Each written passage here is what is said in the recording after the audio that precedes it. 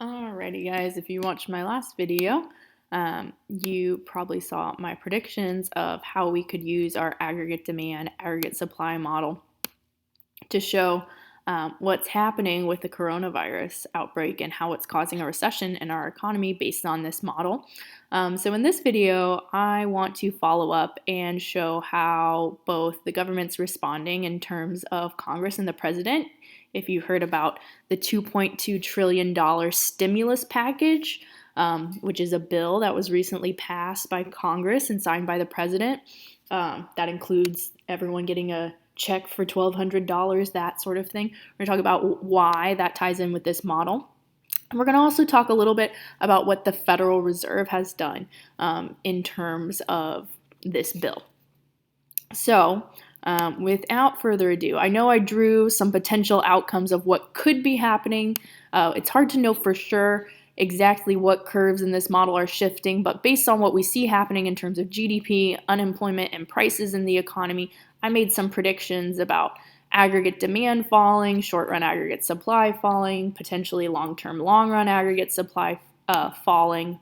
But I'm just going to show basically how these bills that we're talking about respond to the decrease in aggregate demand. So this little graph down here, I'm going to use to show the changes. So we assumed, based on drops in consumer confidence, drops in investor confidence. Sorry, I can't draw. I'll keep on trying to turn this little notepad and I should just stop it. Can't do that. There we go. All right, let's call this is aggregate demand with coronavirus. I'm pretty confident that consumer confidence, investor confidence, foreign incomes, all that stuff has caused our GDP to fall, unemployment to rise, and it's put some downward pressure on prices. I said up here that prices could be staying the same because short-run aggregate supply has decreased as well, putting that new equilibrium somewhere over here where prices are stable. But when I talk about what the government is doing to kind of counteract this recession, mostly what they've done is things that try to shift aggregate demand. So we're just going to focus on this change real quick.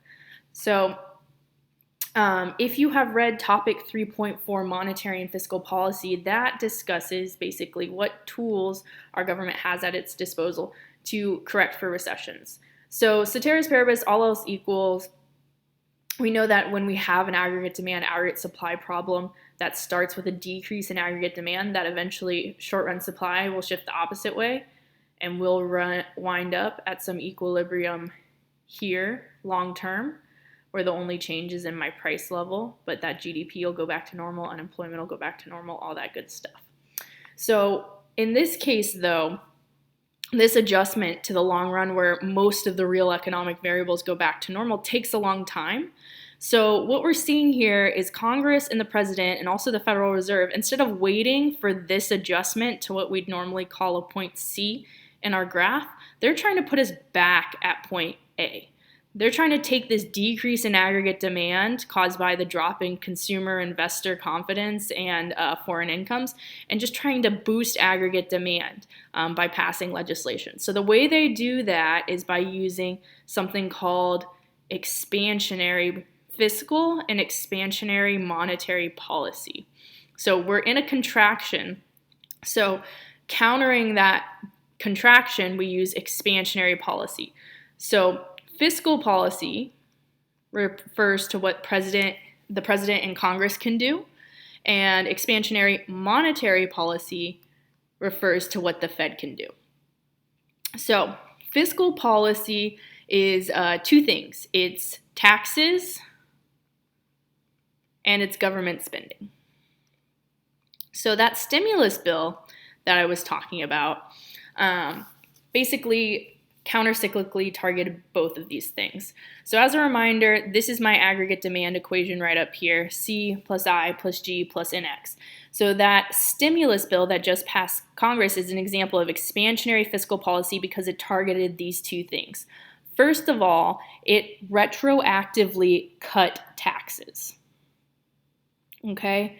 What it did is it said, based on people's tax returns from the past year, 2019 if you filed, or 2018 if you haven't filed yet, if you're making below $75,000, I think is the threshold, they're going to give you a rebate check for $1,200. And people are like, wow, the government's giving us free money. Well, the way they're justifying it is you paid that much, that $1,200 in taxes last year, and they're giving it back to you. When that happens, they're trying to increase consumption, which is part of aggregate demand, because now people have more money in their pocket to spend on rent, to spend on groceries. So they're trying to boost consumption in the economy by retroactively from the past giving you your $1,200 that you paid back in taxes from last year. Most of the stimulus bill, though, is focused on increasing government spending.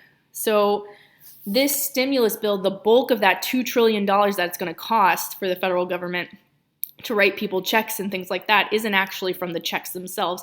It's on other government programs. So they're extending loans to businesses, they're expanding unemployment spending, they're expanding spending on a bunch of different programs that are basically going to boost aggregate demand and try to put this aggregate demand curve back further to the right where we started off and counter this decrease that coronavirus has caused.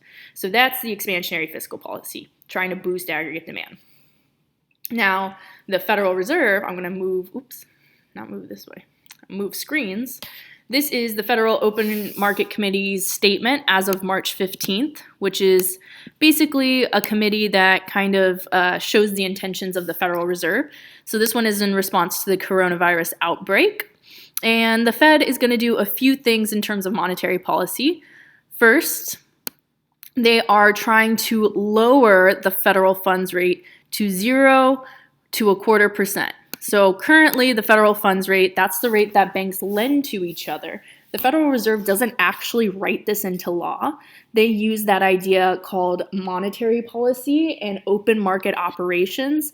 They are going to buy bonds from banks and give those banks cash so that banks are more likely to lend to each other and lower this interest rate. So the idea here is the Fed is going to increase the money supply.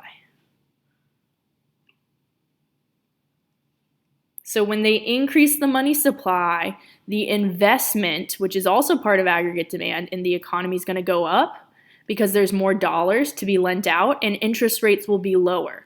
So they are doing their part to target another part of aggregate demand and do the same thing in terms of this model that that the Congress and president are trying to do with this fiscal policy. They just have different tools in their toolbox. So pretty cool. So we're going to see the Fed essentially buying a bunch of bonds. So the committee here will increase its holding of Treasury securities by $500 billion. So increase its holding. That means we are going to buy these Treasury securities. We are going to buy these bonds, $500 billion worth of bonds. And they're also targeting another type of security called a mortgage-backed security. This is a new tool of the Fed that came about since the 2008 recession, but it does essentially the same thing, injects some cash into our financial markets. So all that being said, we're going to see the money supply grow. When there's more money circulating, interest rates are going to fall, essentially. So that's kind of our two types of monetary policy. So we see the money supply grow and interest rates fall.